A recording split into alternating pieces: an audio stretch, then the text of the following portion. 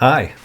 So I've cleaned this room once before, and for those of you who haven't seen it, it was in much worse condition than this. And in fact, I'll put this in a playlist with that other video so that it's a little easier to find. But the original video had just an absolute ton of dog hair, and the vacuuming in that one is really crazy, which may be the oldest, weirdest thing I've ever said.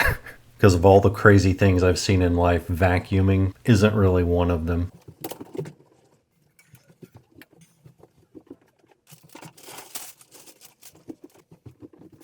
So one thing that I found out with this room is that if a room doesn't have an intention or a purpose, it can very quickly become the junk room. The room where you just throw all your crap into it and shut the door, and that's just where it stays until you hit a manic episode or whatever. So whenever I cleaned this the first time, I cleaned it out entirely, but I did not set it up as a craft room or art room, which is the intention of the room, but I just didn't put everything back together.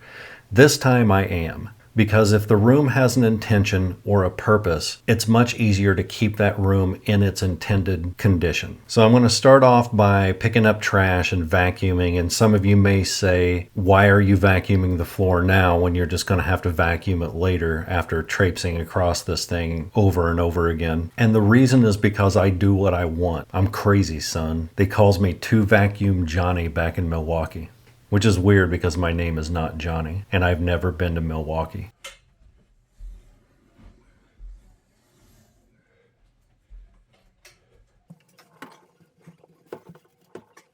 So once I get all the stuff picked up, I'm going to move those couple of shelves to sort of bookend the table. And then I'm going to take everything off of it and wipe those down. I don't need to use any chemicals for anything in this room because the only thing that's on any of the surfaces is just dust. And in fact, I just would have used a Swiffer duster, but I'm out of the little duster pad thing, so you can just use a microfiber towel or really anything. You can use your bare hand if you want, if you're like super crazy gangster style.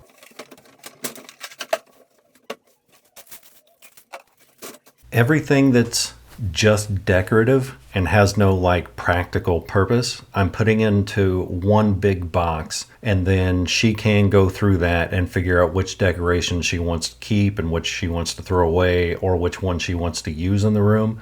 Because this is a very small room and she has so many craft things in here, there's not going to be much room for any decoration at all because everything in this room has to have a practical purpose. Like you have to be able to do something with everything in this room because there's not enough area to support both the craft equipment and decorations.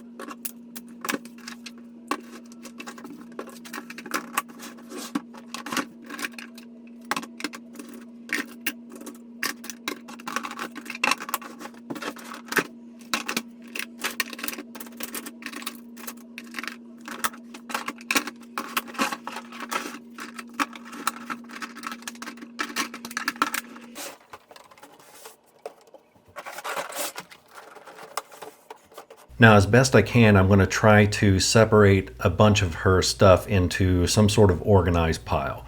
So, for instance, she does a lot of resin pouring, and she's got just an absolute ton of molds.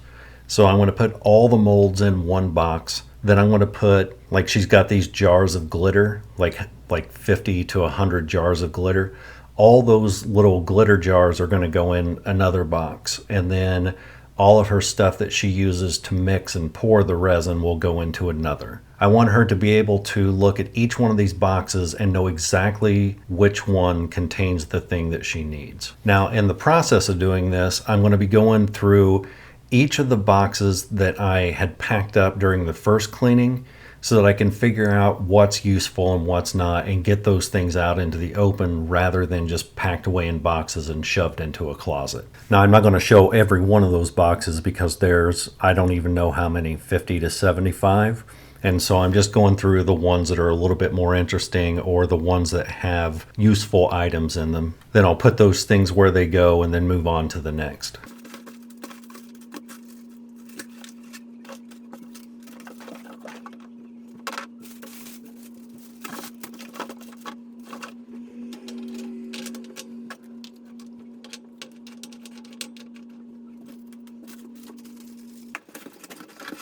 Now, another thing that I'm doing here is I'm trying to leave the middle of the floor as open as possible, and that's for a couple reasons.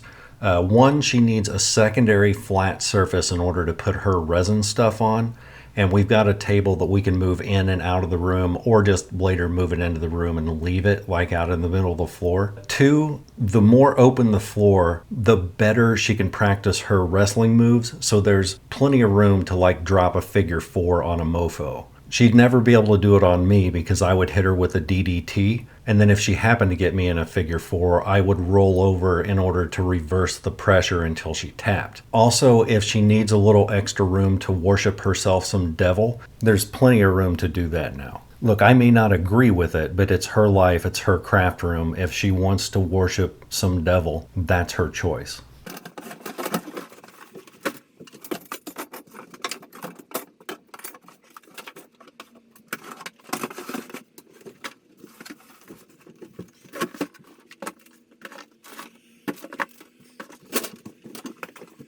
Now, we picked some of her favorite yarn and we did not put all the yarn in here. She has probably 5 times more than this.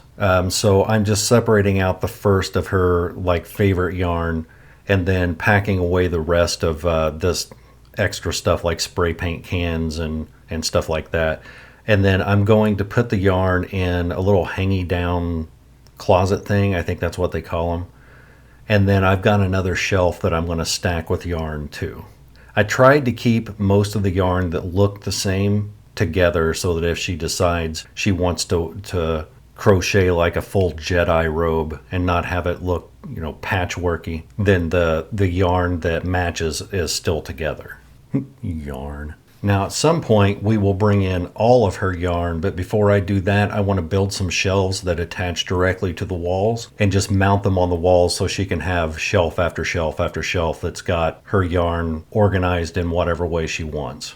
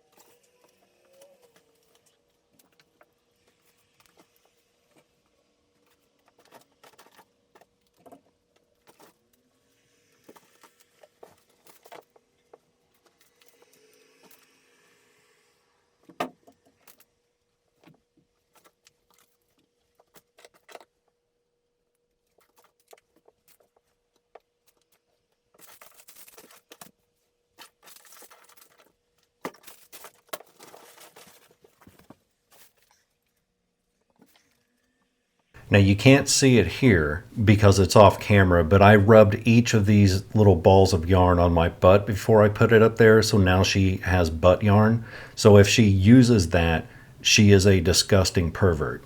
Look, you may blame me for that, but I'm not the one who's crocheting with butt yarn.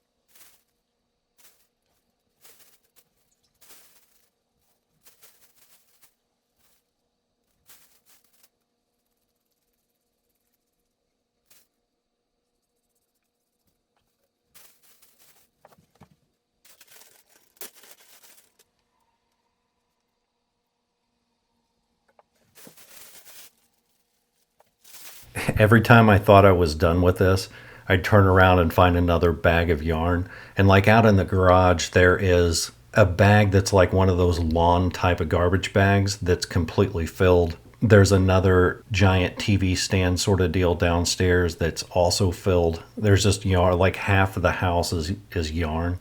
Like we may have to build another room that just contains yarn, like that would be the yarn room.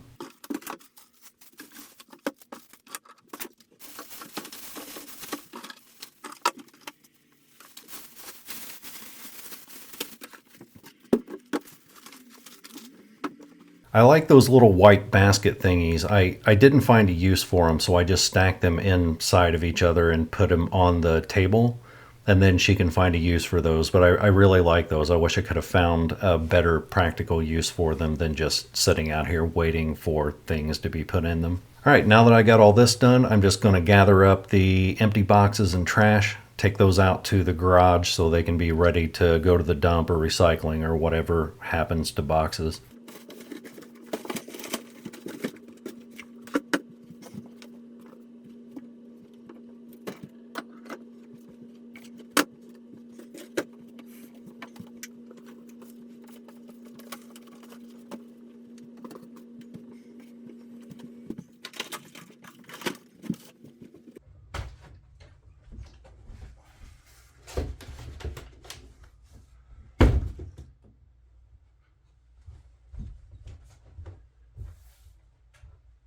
Then once I have room, I'm going to bring in the loom. It's not full of gloom, much like a mushroom. I'm sorry, I'll quit. I'll stop that now. So I just slap this together again, and it definitely went as easy as you see it here and didn't take far much more time than I ever intended. I did not get angry, and I did not curse at the loom. It was smooth, exactly the way you're seeing it on this video.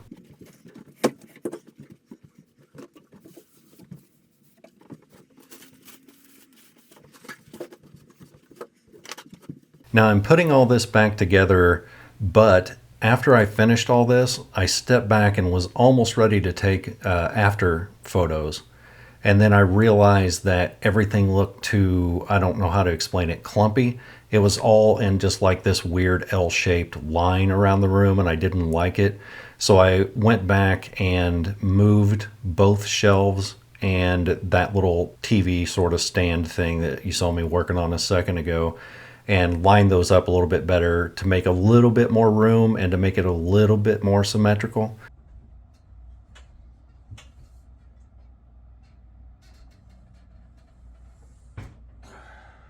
I mean, I like the way they're diagonal in the corner, but it just didn't, it was too cramped. Also, that one on the left ended up blocking part of the cabinet, so I had to do some weird stuff in order to open it. This way, once I move this, she can get in and out of that cabinet way, way easier. And I don't think I show it on camera, but I moved that other stand, and you'll see it in the after shots. I moved it right underneath the window so that she's basically got this big wall of all the material that she needs to do whatever crafts she wants to do. So suck it. And before we see the before and after shots, if you haven't subscribed, that would be awesome, because we are closing in on actually getting a YouTube plaque. I think we're a little bit more than 40,000 subscribers away, but it looks like it's like genuinely in sight. We can actually get a YouTube plaque, and then I will also rub that on my butt. This weekend, I've got another hoarder house to clean, so keep your eyes out for that on probably Sunday night. And if you don't, I don't know what to tell you, man. Don't be a tool. Watch the video. Later.